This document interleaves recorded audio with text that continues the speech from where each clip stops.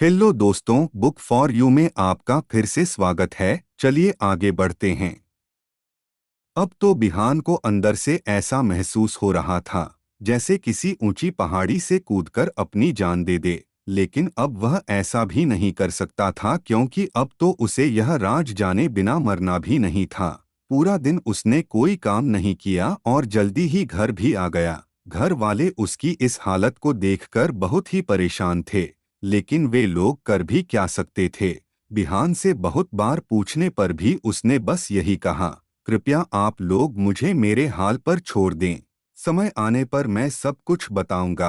आप लोग परेशान ना हो, सब कुछ ठीक है। बस कुछ उलझन है जो मुझे सुलझानी है। उल्टा सीधा खाना खाकर विहान अपने कमरे में चला गया और अपनी कहानी के चौथे पात्र को अपने जहन में बनाने लगा। चेहरे की कुछ लकीरें उभरी, मस्तिष्क ने कुछ लकीरों को जोड़ा और इस तरह तैयार हुआ उसकी कहानी का चौथा पात्र। अपने पात्र की शख्सियत को उसने फिर से कागज पर उतार दिया और जागते जागते पूरी रात कट गई। अब ऐसी स्थिति में नींद किसको आने वाली थी जिसकी जिंदगी में अचानक इतना बड़ा भूचाल आ गया हो।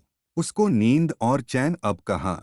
विहान ने अपनी कहानी के चौथे पात्र को पकड़ने के लिए और उससे बात करने के लिए इस बार एक दूसरी युक्ति सोची थी, क्योंकि पिछली 3 कोशिशों में वह विफल हो चुका था। इसलिए उसने अपने मित्र को भी बुलाया, जो उसका सबसे अच्छा साथी था, जिससे वह अपने सुख और दुख बांटता था। उसने अपनी पूरी कहानी अपने मित्र को बताई तो उसको भी यह लगा कि इतनी सारी चीजें एक साथ होना, यह सब इत्तेफाक नहीं हो सकता। उसने बिहान से कहा कि तुम जैसे चाहोगे वैसे मैं तुम्हारी मदद करूंगा, बताओ मुझे क्या करना है। विहान ने उसको अपनी पूरी योजना समझा दी कि कल तुम पूरा दिन मेरे साथ रहोगे।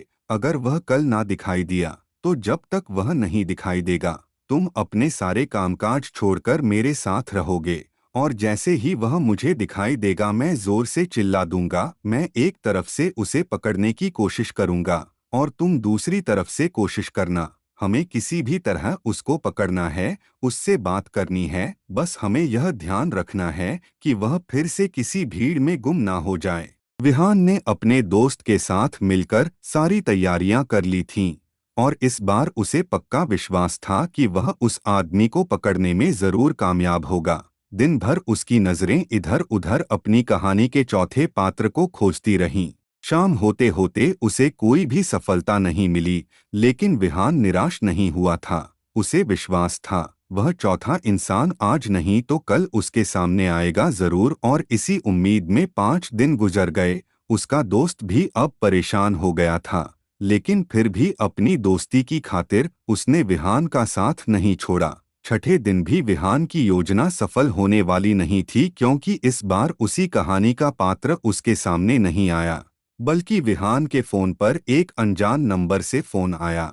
और उस अनजान नंबर से किसी ने उधर से कहा, नरेंद्र कैसे हो तुम, बहुत अरसे बाद तुम्हें देखा, अच्छा लगा। उम्मीद है तुम अच्छे ही हो। तुमसे मिलना है और बहुत सारी बातें बतानी हैं, लेकिन मैं तुमसे अभी मिल नहीं सकता, किसी बहुत जरूरी काम में व्यस्त हूँ। अगर तुम भी साथ होते तो शायद काम जल्दी और आसान हो जाता। मैंने इसी उम्मीद में तुमको फोन किया है।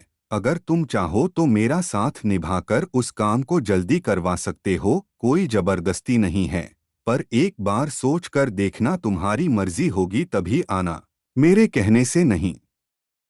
अरे लेकिन तुम हो कौन? हेलो हेलो, कौन हो तुम? विहान ने चिल्लाकर पूछा। मैं उमेश। फोन पर उधर से आवाज आई। कौन उमेश? और मैं नरेंद्र नहीं हूँ। मैं किसी नरेंद्र को नहीं जानता। मेरा नाम तो विहान है। तुम किस नरेंद्र की बात कर रहे हो? तुम्हें शायद कोई गलतफहमी हुई है।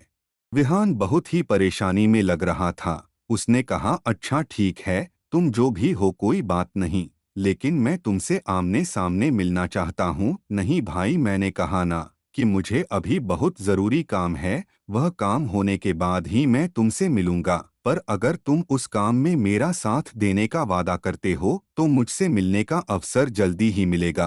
कौन सा काम, कैसा काम? बिहान ने उत्सुकता से पूछा। उधर से आवाज आई, नरेंद्र मैं तुम्हें वो काम फोन पर नहीं बता सकता। हाँ तो ठीक है, कहाँ मिलना है? तुम कहाँ मिलोगे? तुम जहाँ भी बताओगे मैं आ जाऊंगा। बस मैं तुमसे मिलना चाहता हूँ। बिहान से अब उससे मिले बिना रहा नहीं जा रहा था। वह कोई भी कीमत चुकाने को तैयार था। ठीक है नरेंद्र, मैं तुमको फिर से फोन करूंगा और बताऊंगा कि हमें कहाँ मिलना है। उसके बाद उस आदमी ने फोन काट दिया। विहान की व्याकुलता अब चरम सीमा पर पहुंच गई थी। अब उसे सिर्फ उस आदमी के फोन का इंतजार था। वो कब फोन करेगा और मैं कब मिल पाऊंगा, बिना यह जाने कि क्या काम वो करवाना चाहता है। मैंने अनजाने में उसने काम के लिए हाँ कर दिया है। विहान के पास इन सब के अलावा सोचने के लिए कुछ भी नहीं था। कई दिन बीत गए लेकिन उस आदमी का दोबारा फोन नहीं आया। बिहान का किसी भी काम में मन नहीं लग रहा था। अब वह निराश सा हो गया था और उसने अब उस आदमी के फोन आने की उम्मीद छोड़ दी थी। उसे विश्वास हो गया था कि उधर से कोई कॉल नहीं आएगा। अगर आना होता तो अब तक आ गया होता।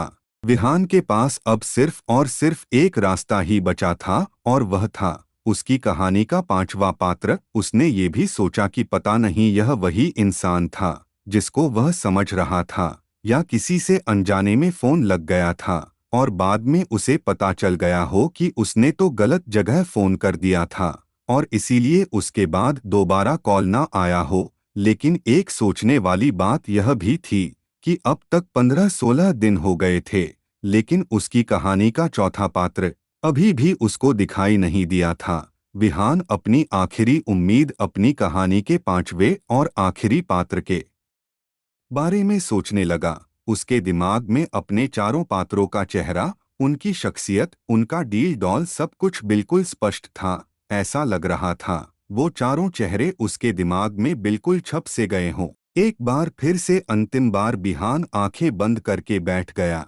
अपनी कहानी के उस पांचवें पात्र की खोज में वो फिर से अपने अंतर्मन में उतर गया और जाने कितनी देर तक आंखें बंद किए अपने मन की गहराइयों में उस चेहरे को तलाशता रहा, सोचता रहा, कोशिश करता रहा कि कोई चेहरा, कुछ लकीरें उसके अंतर्मन में उभर कर आ जाए।